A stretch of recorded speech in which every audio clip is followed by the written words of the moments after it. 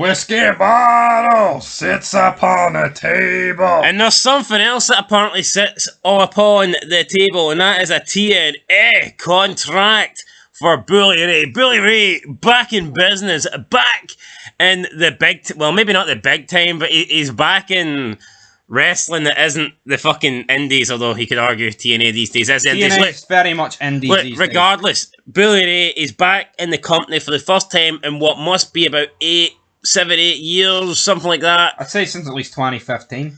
He's back, and I've got a feeling he might be back for more than a one-night thing, because he came out for the Battle Royal. Basically, they have like a 20-man Battle Royal or is it 15, 20-man? It doesn't really matter, but it is basically their version of like a Royal Rumble, and whoever wins gets a contract. It's like a gauntlet match, but it's like a Royal Rumble. Anyway, the winner of this gets a future title shot at whatever title they want. I believe the match is called Call Your Shot Gauntlet Match.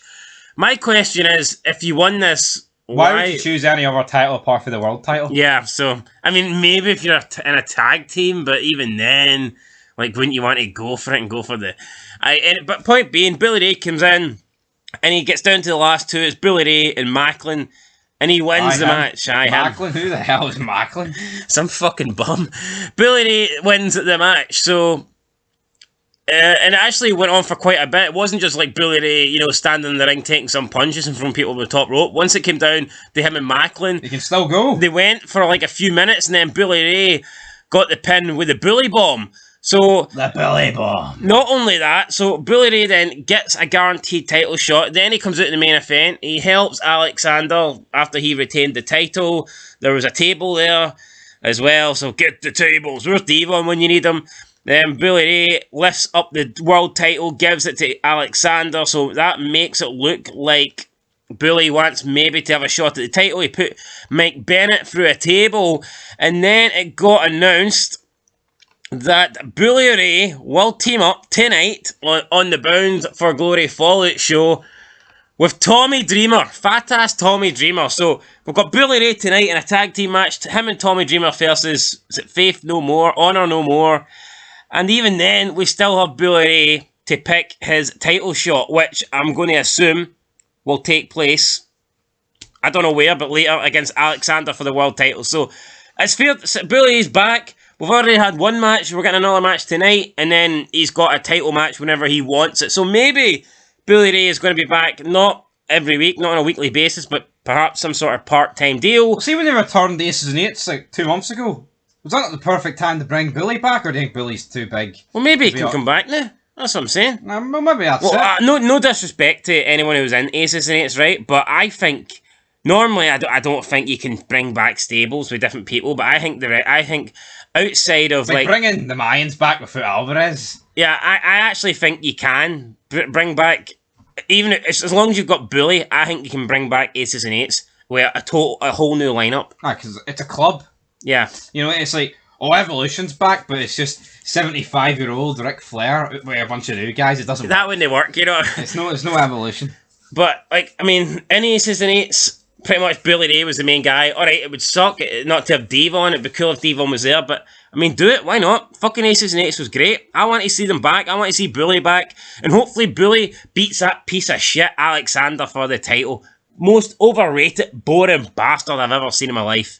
So yeah, Bully Ray's back in TNA Impact Wrestling. Call it what you want. Hopefully he fucking wins the world title and we get a return of Aces and Eights. Anyway guys, that's it. Leave a like, leave a comment. Might do a quick review on Bound for Glory. Might check out some of the highlights. I've only watched the Bully Ray stuff, but it was cool in the Battle Royal. You got Tommy Dreamer coming back. You had Rhino coming back. Raven was getting inducted into the Hall of Fame. What is this, ECW, man? the TNA Hall of Fame. But it would have been nice to have seen Raven in this Battle Royal, but I think looking at Raven, I think his days of... was he done? I'd say he was done, Let's be real, Raven actually put on a good match? I don't even think he's a bad worker, but I can't recall a match with Raven in it, and I'm like, oh, that's a good one. Another thing that pissed me off about this Battle Royal is, there was multiple women in it, and they come in, and They come in and like the grown men that are like 3 times bigger than them are actually feeding their offense. Were the men doing any moves to them? No. So it's just a clusterfuck, right? Intergender wrestling doesn't work unless you do it smartly, like WWE Battle of the Sexes. That was good. I don't know if Bully Ray's the biggest guy in the match, but I mean, imagine he's there and some midget woman comes in. Taylor Wilde came back. She's not been in the ring in about 10 years, and they were all selling for her. I just thought it was a bit lame. Right, you say Taylor Wilde came back first time in 10 years. You can show me 500 pictures. And you do know who Taylor Wilde is, for fuck's sake. I swear on my life. No, you do. Who? Are they known by a different name? Because that's the only way I'm going to know. No, she was bloody... In TNA? Aye, she was in the... Immortal? No! In the Monster Ball match with Dr. Stevie and Abyss and all that. You know who Taylor Wilde is, you do. You're lying if you say you don't. I thought that was Daphne or something. Aye, she was fighting Daphne in it. What? Who that is? She was friends with Abyss's girlfriend, Lauren, the backstage announcer. Well, there you go, man. Taylor Wilde's back. Whoa! Woo. Gotta watch TNA now. That's it, guys. Till next time. That's it. The review's coming. Taylor Wilde's back. It's gonna be a wild one. Woo!